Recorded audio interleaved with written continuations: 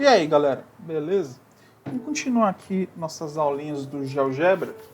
Entrando no site deles aqui, a gente vem aqui embaixo em calculadora 3D, dá um clique e agora a gente vai começar a entrar no universo 3D. Esse daqui é o plano XYZ e a gente agora não vai estar mais limitado a fazer X em função de Y, a gente vai poder fazer Z em função de X e Y. Então a gente acrescenta um novo eixo e uma nova fórmula, uma nova forma de fazer gráfico e de pensar funções é criada. Para mostrar para vocês, eu vou definir aqui uma f em x e y, que eu vou querer escrevê-la como x² mais y². Isso aqui, a gente define essa função e a gente consegue ver o comportamento dela. Então, o eixo vermelho é o eixo do x e o eixo verde é o eixo do y.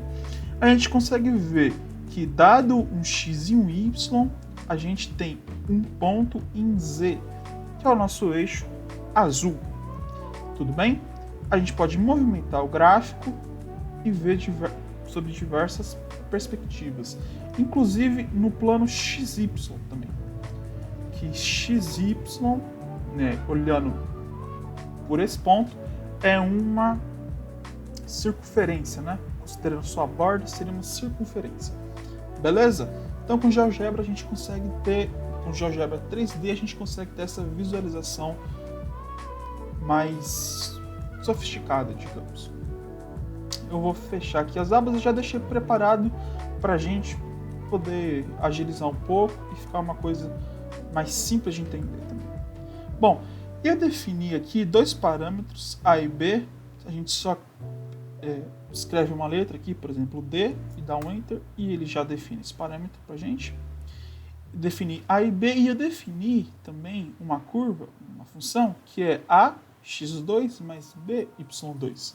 Para o caso em que A é igual a B, que é igual a 1, que é o que a gente está vendo aqui, é exatamente o mesmo gráfico que a gente viu há alguns segundos atrás. Porém, é interessante como nas funções no plano cartesiano, a gente pode colocar esses parâmetros e ir variando eles para ver o que acontece com a função. Então, eu coloquei para variar o valor de A, e a gente pode ver que quanto maior é o valor de A, no caso diferente de 1, maior que 1, essa curva, esse gráfico, olhando o plano XY, tem um aspecto de uma elipse. E se A for menor do que 0, ela tem um aspecto de uma hipérbole, certo?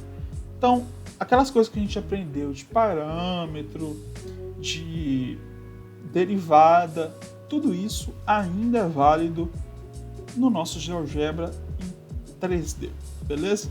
A gente pode deixar as duas variáveis mudando conforme o tempo, os dois parâmetros, só que aí a análise fica um pouco mais complicada, porque está mudando as duas coisas, às vezes a gente se perde. Então eu recomendo que vocês forem fazer, façam mexendo uma de cada vez, é mais simples de se analisar. Beleza? Bom, acabei de mostrar para você funções e assim, não é só isso, A gente está no espaço 3D. A gente pode também criar sólidos aqui. Então eu defini um ponto A, que eu coloquei ele como sendo 1, 2, 3, e eu vou vir aqui do lado e vou clicar em cubo.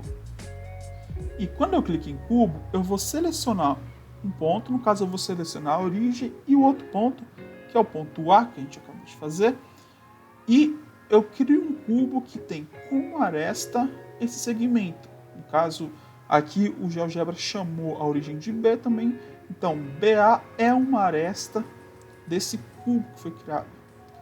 Legal, A gente consegue criar várias figuras, vários sólidos nesse plano XYZ. A gente vai trabalhar mais um exemplo deles daqui a pouquinho. Será uma esfera. Bom, naturalmente, também dá para a gente definir um parâmetro, no caso eu chamei de A, e um ponto em função desse parâmetro. No caso eu chamei o Azão, eu vou designar letra maiúscula para ponto e letra minúscula para variável, para parâmetro. Então o Azão é 0 menos A e A. Aí eu vou clicar em cubo aqui de novo e eu vou selecionar a origem e esse meu A para mostrar que como o meu cubo está associado a esse ponto A e esse meu ponto A está associado a esse controle deslizante Azinho, então se eu variar Azinho, eu também consigo variar o tamanho da aresta do cubo e como ele está posicionado no plano XYZ. Beleza? Vamos passar. Eu quero mostrar agora para vocês o seguinte. Eu defini um controle A e defini dois pontos, o A e o B. Para que eu quero fazer isso? Por que eu fiz isso? Eu fiz isso para mostrar para vocês uma coisa bem interessante. É o seguinte, eu vou fazer um cubo passando por A e por B. Beleza, eu tenho esse cubo.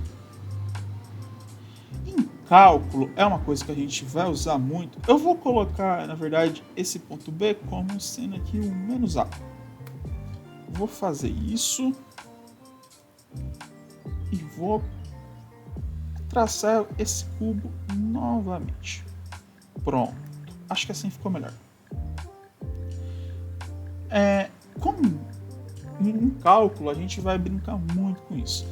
Eu coloquei um sólido aqui e agora eu vou escrever uma função. Essa função, eu vou usar a clássica x2 mais y2. E uma coisa interessante no GeoGebra é que a gente pode mesclar. Então, em um mesmo plano, eu tenho um sólido, que é uma figura, e uma função. Olha só. E o que eu queria mostrar para vocês é que a visualização que ele nos dá é muito rica. Porque vocês concordam comigo que tem uma parte desse cubo que está dentro, digamos assim, desse paraboloide? Né? Tem um pedaço desse cubo que está aqui dentro.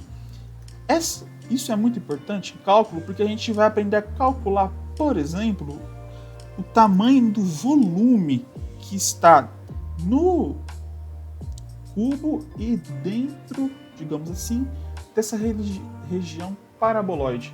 A gente vai aprender a calcular a intersecção desses volumes. Beleza?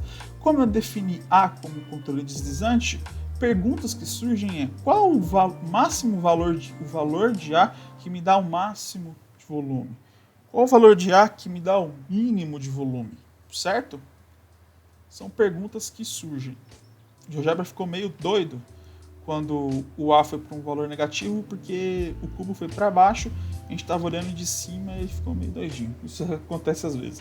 Mas se você parar, ele sempre fica tranquilo. Por exemplo, para esses valores de A negativo, a gente vê que o cubo está para baixo, né? O volume aqui não está tendo, né? Beleza? A gente pode estudar qual o valor de A que tem o maior volume, qual o valor de A que vai dar o maior volume, né? E qual o valor de A vai dar o menor também. Certo?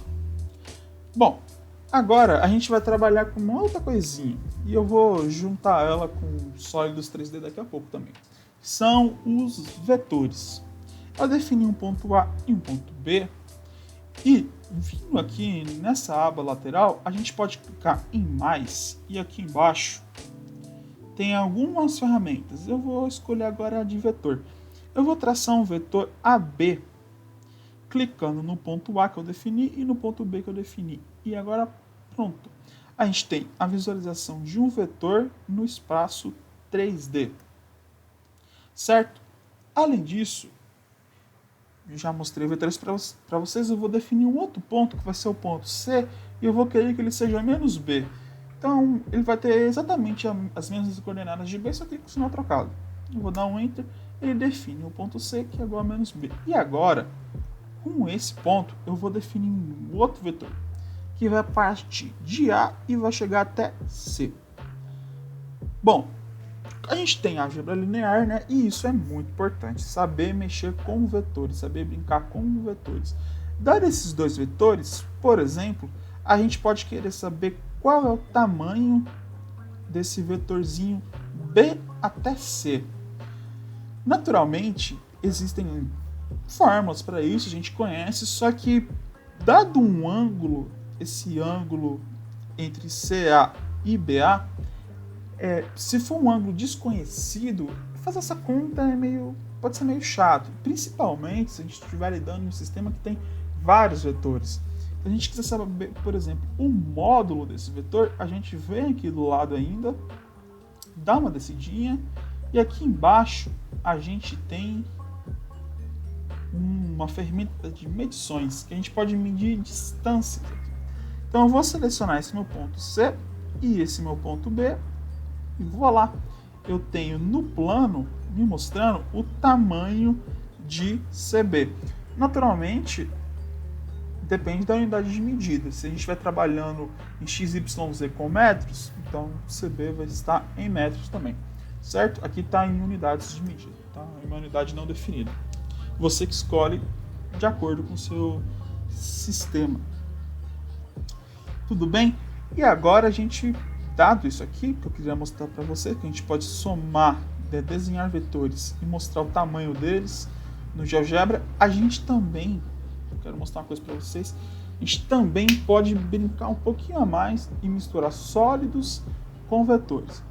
Por exemplo, eu defini um contador R, um deslizante R, eu vou editar ele, porque eu quero, não faz muito sentido R assumir valores negativos, então eu vou colocar que o mínimo de R vai ser 0 e o máximo vai ser, por exemplo, 6, certo? Pronto, R vai de 0 a 6. Eu defini dois pontos, um A e um B, que eles estão ambos sobre o eixo Z, e de tal forma que eles estão espelhados, né? Um tem coordenada R e outro a menos R. Eu vou definir uma esfera, então vai ser um outro sólido, eu venho aqui em mais, e aqui embaixo eu tenho vários sólidos. No caso eu vou escolher uma esfera. Esfera eu vou dar ela por um centro e um ponto. Então eu vou dar o centro como sendo a origem e o ponto como sendo o meu ponto A. Como a gente já aprendeu, como o ponto A está associado a esse controle de deslizantes de R, conforme eu for variando R, eu também vou variando, né, o tamanho do raio da esfera. E agora é uma coisa super importante em mecânica e física, que a gente conseguir relacionar parâmetros de volume com vetores. Por exemplo, dada uma mesma densidade, quanto maior o volume, maior a massa de um objeto, né? E portanto maior a força-peso dele. Olha só que interessante. Eu vou escolher aqui agora a minha ferramenta vetor. Deixa eu achá-la. Vou escolher minha ferramenta vetor. Vou definir o centro, a origem dela como a minha origem mesmo, ponto 0, 0, 0, e o final dele como ponto B. O meu ponto B, ele não por acaso está orientado no sentido negativo do eixo Y. Por que eu fiz isso? Eu escolhi fazer isso para ficar mais fácil de poder ver como que, dado o sentido negativo, o vetor peso vai variar conforme a gente varia o R. Então, por exemplo, eu estou variando aqui o valor de R, fazendo ele crescer, certo? Então, dado uma densidade constante dele, o volume está aumentando e também a massa dele está aumentando. Nessa visualização aqui, a gente pode ver bem que conforme eu vou aumentando o meu valor de R, o vetor, eu vou até apagar a esfera aqui para ficar mais fácil, o vetor aqui embaixo, que estou indicando aqui ele como sendo o peso, por isso que está apontando para baixo, ele vai aumentando, certo? E isso é muito rico.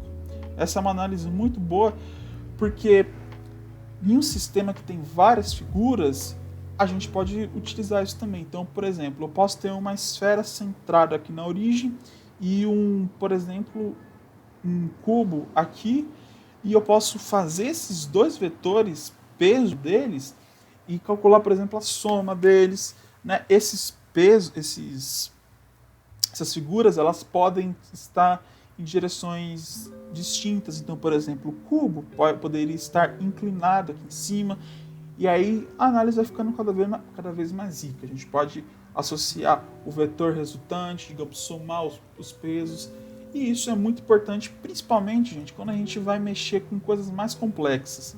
Então, quando a gente, por exemplo, ao invés de eu pegar os vetores simplesmente, se eu quisesse fazer uma estrutura com os vetores, associando a eles as forças que estão sendo aplicadas, tudo bem? A gente pode, através dessas ferramentas, somar, conseguir o módulo dos vetores, e isso é uma análise muito rica. Beleza? Bom, por hoje é só. Acabou aqui a aula. De novo, eu volto a insistir, vocês podem vir aqui sempre no GeoGebra, e tem uma comunidade riquíssima, então vem aqui embaixo,